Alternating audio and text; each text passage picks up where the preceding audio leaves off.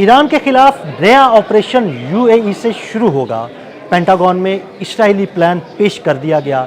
इस प्लान के मुताबिक कहां कहां हमले किए जाएंगे, किस किस जजीरे पर कब्जा करने का प्लान है, इस बारे में आमिर रजा से बात करते हैं। आमिर भाई, पेंटागन में इस्राएली प्लान पेश किया गया है, उस प्लान में क्या चीज़ें हैं? ये पहली बात तो यह है कि ये जंग ही इसराइल के कहने पे शुरू की गई है और अमेरिका अब इस जंग से निकलने के लिए मुज़ाकरात की गेम खेल रहा था।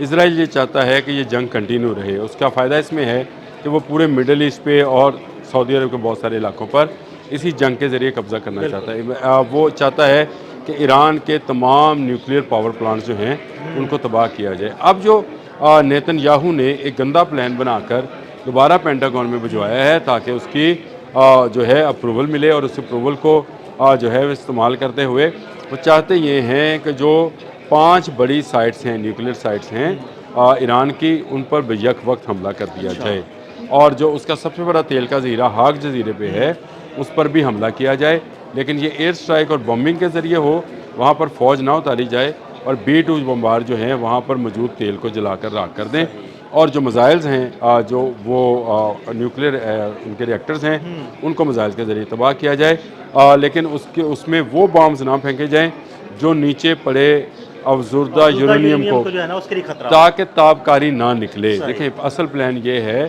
कि अमेरिका पर यह एतराज़ आ सकता है कि उसके न्यूक्लियर साइट पर हमले से जो है ताबकारी बाहर निकली, जिससे बहुत सारे ममालिक उसकी लपेट में आएंगे। ईरान ये बात कर चुका है कि अगर ताबकारी लीक हुई तो इसमें सिर्फ ईरान नहीं, मिडल ईस्ट के बहुत सारे ममालिक जो हैं वो भी मुतासर होंगे और ये जो धुआं या जो केमिकल्स हैं एटमी, ये फैलते चले जाएंगे, ये रुकेंगे नहीं, एक के बाद पूरी दुनिया के लिए ख़तरा होगा। तो उन्होंने प्लान ये दिया है कि यहाँ पर बमबारी ना की जाए, बल्कि इनके जो एग्जॉस्ट पॉइंट्स हैं या इनके गेट्स हैं उनको तबाह किया जाए ताकि ताबकारी ना फैले और ये नकारा हो जाए। अगले आने वाले 1 साल के लिए, 1.5 साल के लिए इनको मरम्मती काम जो है वो हो। इस दौरान जो है आप उसका तेल को जला चुके होंगे, उसकी तजारत बंद कर चुके होंगे, ईरान खुद ब खुद घुटनों पे आ जाएगा। ये वैसे ही प्लान है जैसा इस जंग को 28 फरवरी से पहले शुरू किया गया था। अली हामनई को शहीद कर दें, वहाँ पर आप 2 मिसाइल फेंकें, लोग बाहर निकल आएंगे, बाहर निकल कर ईरान की रजीम को चेंज करेंगे। वो प्लान तो नाकाम हो गया, सीधी बात है, ये भी नाकाम होगा और ये भी लगता है कि नाकाम ही होगा। ये भी मैं इसकी वजह बताता हूँ। इस वक्त भी तकरीबन 250 साइंटिस्ट, रशियन साइंटिस्ट जो हैं इन न्यूक्लियर साइट्स पर काम कर रहे हैं। अच्छा, तो अब ये निकाल होगा, इतना आसान होगा कि वो रशियन साइंटिस्ट काम कर रहे हैं तो अब तक उसको निशाना बनाएंगे तो उसमें तो रशियन भी उसके लिए पेट में अब तक अगर न्यूक्लियर साइट्स पर हमला नहीं हुआ तो उसकी बड़ी वजह रशिया है और रशियन प्रेसिडेंट जो हैं वो बहुत ज़्यादा अग्रेसिव हैं।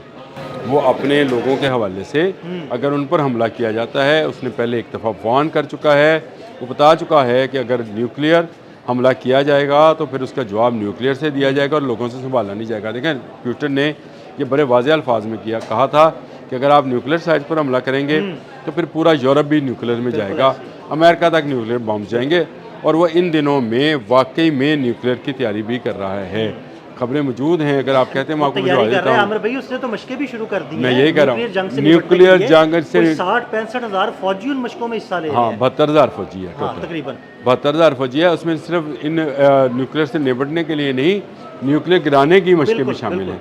उसमें वो जहाज़ भी वो डिस्प्ले कर रहे हैं जो कि पहली मरतबा सामने आएंगे, जो न्यूक्लियर बम गिराएंगे। ये और ज़्यादा जो है खतरे की बात है। इसका मतलब है कि रूस दिखाना चाह रहा है कि उसकी कितनी बड़ी ताकत है। दूसरा, अभी पुतिन जो है इस वक्त चाइना में, बीजिंग में है और वहाँ पर से जो खबर निकल कर आई है वो ये है कि चाइना और रूस बराबरी की सतह पर, Russia not a small ally of China, बिल्कुल बड़ा अलाई है, बिल्कुल बड़ा बिग अलाई इसको कहा जाता है। तो इतना बड़ा अलाई जो है ये अगर चीन गया है और वहाँ पर से जाकर वो काम कर रहा है तो मेरा ख्याल है ये प्लान उसी प्लान जैसे अली हामनई को शहीद किया था, ये भी उसी तरह इसमें ये भी शामिल है कि क़यादत जो है शहीद कर। हाँ, ये जो नया प्लान है इसका इसराइल का, यही हिस्सा है कि एक तरफ न्यूक्लियर साइट्स, फिर दूसरी तरफ तेल और तीसरी तरफ क़यादत। जब आप यके बाद दीगरे इनको तबाह करेंगे या हमला करेंगे और शहीद करेंगे तो ये ईरानी खुद ब खुद जो है अमेरिका की गोद में आ पड़ेंगे, फिर हम जो चाहेंगे वहाँ पर करेंगे। ये एक प्लान पेंटागन में आया है, इसको अभी वार रूम में जाना है। वाशिंगटन में जो वाइट हाउस है उसका जो वार रूम है वहाँ तक जाना है, और वहाँ पर मेरी इतलात के मुताबिक नेतन्याहू खुद इस प्लान को लेके जाएंगे, लेकिन ये उस वक्त तक नहीं जाएगा जब तक पेंटागन से इसकी अप्रूवल नहीं आ जाती है। कि ये जो अगले 2-3 दिन हैं ये बहुत अहम हैं अदील साहब, इसमें नज़र रखनी ज़रूरी है। मैं इसलिए भी कहता हूँ कि मुसलमानों का एक बड़ा त्यौहार आ रहा है, और अमेरिका और इसराइल जो हैं वो इस त्यौहार पर भी किसी चीज़ को निशाना बना सकते हैं। ये एक और ख़तरनाक चीज़ होगी, एक और ख़तरनाक मूव होगी, और इससे इस्लामी मुल्कों को दूर रहना चाहिए। देखें, मुत्तहिदा अरब अमारात तो दूर नहीं है, वो तो अब समझे कि इसराइल और अमेरिका के पंजे में है, और वो जिस तरह से चाहेंगे उसको मोल्ड कर लेंगे। बाकी इस्लामी ममालिक को चाहिए कि वो दूर हो जाएँ। इस वक्त डोनाल्ड ट्रंप का ये बयान कि कतर और सऊदी अरब जो हैं उनके कहने पर मैंने जंग को टाला है, ये मेरे लिए बड़ा हौसला अफजा था, क्योंकि कतर और सऊदी अरब वो ममालिक हैं जहाँ पर ईरान ने हमला किया था, लेकिन फिर भी सुल्तान और अल-अदीद एयरबेस में सामने आए हैं। वो सामने अगर आए हैं तो इसका मतलब ये है कि वो इससे यूएई वाले मामले से या इसराइल वाले मामले से कट गए हैं।